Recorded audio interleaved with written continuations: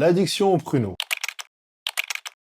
Beaucoup d'hommes essaient désespérément d'arrêter avec une seule question en tête, comment faire? Mais c'est là où ils se trompent totalement. Parce que la vraie question n'est pas comment, mais pourquoi. Et c'est exactement ce qu'on va voir ensemble dans cette vidéo. Au fait, moi c'est Yacine, coach en santé, infirmier depuis 20 ans, et j'accompagne les hommes de 35 ans et plus à optimiser leur physique, leur système hormonal et leur mental. Et ce que je vais te dire là, peu de personnes auront vraiment le courage de le dire. La culpabilisation ne fonctionne pas et elle n'a jamais fonctionné. Et la preuve, les sites de pruneaux font des milliards de vues chaque mois. Des hommes qui se sentent coupables, qui décident d'arrêter, qui finissent par rechuter et qui au final culpabilisent encore plus qu'avant. Encore une fois, la honte ne libère pas, elle enferme plus qu'autre chose. Et dans cette vidéo, tu vas découvrir pourquoi ton cerveau a été totalement reconditionné par le pruneau et les réseaux sociaux. On va voir ce que ça fait concrètement à ta libido, à ta testostérone, à ta relation de couple et pourquoi personne ne fait le lien avec tout ça. Et on terminera par quelque chose dont personne ne parle et qui pourtant est la seule vraie question qui te permettra d'arrêter cette addiction. Et si tu restes bien jusqu'à la fin, tu n'auras pas encore une énième liste de conseils pour pouvoir arrêter le pruneau, tu auras quelque chose de beaucoup plus puissant et utile, tu sauras exactement ce que tu recherches là-dedans et c'est exactement ça qui te permettra d'enfin arrêter.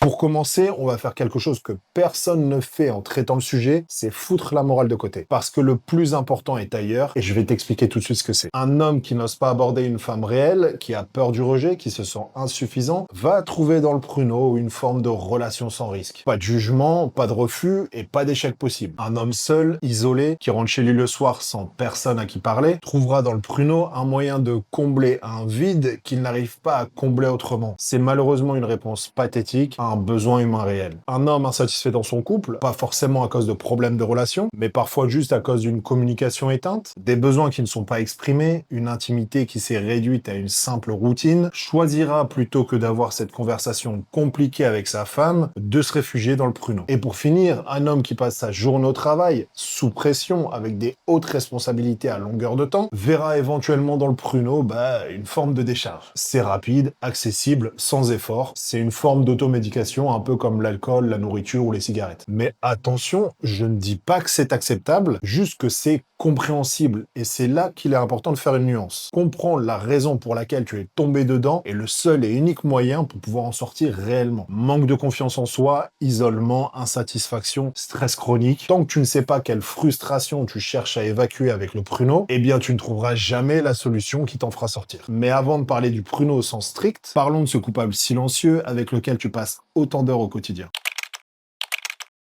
Instagram, TikTok, Twitter, ces plateformes où le pruneau est absolument omniprésent, même sous format léger. L'algorithme cherche à optimiser l'engagement et le contenu flexualisé génère de l'engagement. C'est mécanique, c'est délibéré et c'est extrêmement rentable pour toutes ces plateformes. Un homme normalement constitué ne peut pas scroller 20 minutes sur une plateforme sans être bombardé de contenu flexualisé, de gros fiacs, de pauses en tout genre, de contenu conçu spécialement pour déclencher une réponse physiologique. Et c'est pas accidentel, c'est le produit qui veut ça. Et le problème, ce n'est pas tant que le contenu existe, mais c'est son volume et sa fréquence. Ton cerveau reçoit en 1 heure plus de stimulation que toutes les générations avant toi n'ont jamais reçu dans leur vie. Et ton cerveau n'est pas câblé pour gérer ça. Et les résultats sont catastrophiques, c'est-à-dire une recalibration progressive de ce que ton cerveau va trouver normal et désirable. Ta femme, ta partenaire réelle, qui a des imperfections, des jours avec et des jours sans, ne peut absolument plus rivaliser avec le flux infini de stimulations qui te sont balancées à la tronche. Et le problème ne vient strictement pas d'elle, mais de ton cerveau qui aura été reprogrammé. Et tu penses encore que ça n'impacte que ton cerveau? Eh bien, tu te trompes et je vais te dire pourquoi.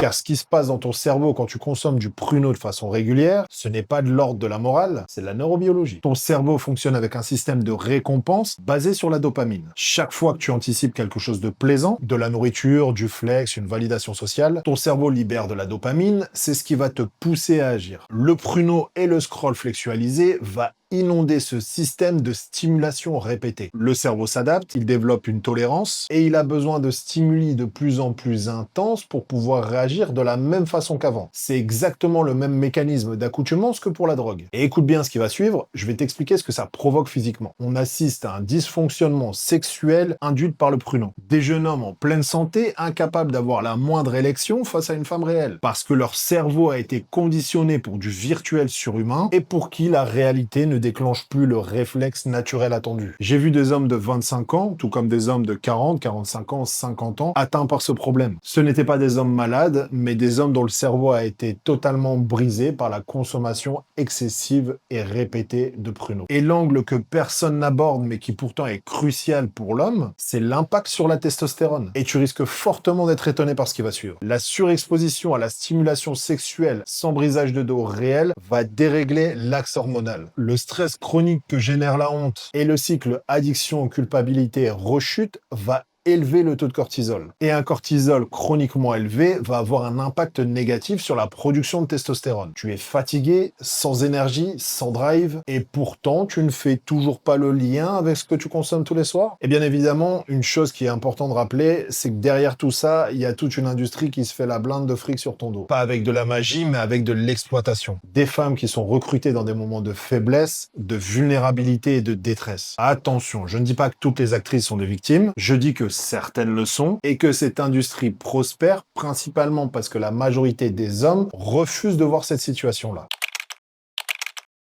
Et là, tu vas me répondre que ce ne sont que des films, que c'est ponctuel, et que tu ne vois pas pourquoi ça aurait autant d'impact sur ta vie. Eh ben, on va voir ça ensemble. Ta femme ou ta partenaire ne comprend pas pourquoi tu n'es plus aussi présent qu'avant, aussi affectueux, aussi attentif. Elle ne sait pas pourquoi l'intimité s'est réduite. Elle pense que c'est elle, que c'est de sa faute, que tu la trouves plus désirable, voire même elle va imaginer que tu la trompes et que tu vas voir ailleurs. Mais la réalité, c'est que c'est pas elle le problème, c'est toi. Tant que tu ne le reconnaîtras pas, cette distance continuera de grandir. À chaque fois que tu consommes du pruneau et que tu te sens coupable derrière, tu dépenses de l'énergie psychique et tu te charges d'ondes négatives. De la honte, des résolutions que tu n'arrives pas à tenir, des rechutes multiples, tout ça consomme des ressources mentales que tu n'imagines même pas et qui pourtant pourraient être mis à profit dans d'autres domaines. Dans ton travail, dans ta transformation physique, dans tes relations. Petit à petit, ça va briser une chose inestimable chez l'homme, ton estime de toi. L'homme qui consomme du pruneau de façon compulsive et qui n'arrive pas à s'arrêter va perdre petit à petit toute l'estime qu'il avait de lui-même. Pas parce que c'est mal moralement, mais bien parce qu'il y a un écart entre ce qu'il veut être et ce qu'il fait. Et cet écart le ronge. Alors tu vas me dire que j'ai sorti tout ce baratin-là, mais c'est quoi du coup la vraie solution? Eh bien ma réponse sera contre-intuitive. Il faut simplement arrêter de penser que le pruneau est le problème. Il n'est au final qu'un symptôme d'un mal-être bien plus profond. Le réel problème, c'est ce que tu y cherches et que tu n'arrives pas à trouver ailleurs. Si tu arrives à identifier ton problème dans la liste que je vais t'énoncer, eh bien tu auras certainement trouvé la vraie solution. Si c'est la solitude, eh bien travaille ta vie sociale, ton rapport avec les autres et tes relations. Si c'est le manque de confiance, il faut que tu commences à travailler sur toi. Ton physique, ton mental, ce que tu vas construire autour de toi. Si c'est l'insatisfaction dans ton couple, eh bien, ose avoir cette discussion difficile avec ta compagne. Elle vaut mieux que 5 ans de distance silencieuse et éventuellement un mariage brisé. Et crois-moi, tu pourrais être surpris du potentiel prunographique de ton épouse. Et si c'est le stress, trouve des exutoires réels. L'entraînement, la méditation, la lecture, la promenade, bref, toutes les actions possibles qui vont te permettre de décharger en construisant et non pas en te détruisant. Et pour conclure, un petit rappel que tout le monde oublie. Rappelle-toi que la femme que tu regardes est peut-être une fille, une mère, une sœur, une grand-mère. Et est-ce que tu regarderais ta mère, ta sœur ou ta fille se faire traiter de cette façon-là? Ah, je ne pense pas. Alors pose-toi la question, pourquoi est-ce que tu accepterais ce sort pour quelqu'un d'autre? Si t'es arrivé jusqu'ici, un grand merci à toi, vraiment. N'hésite pas à me donner de la force comme t'aimerais qu'on te donne de la force. Un like, un abonnement et si tu veux me faire la totale, un commentaire. Et sur ce, à la prochaine.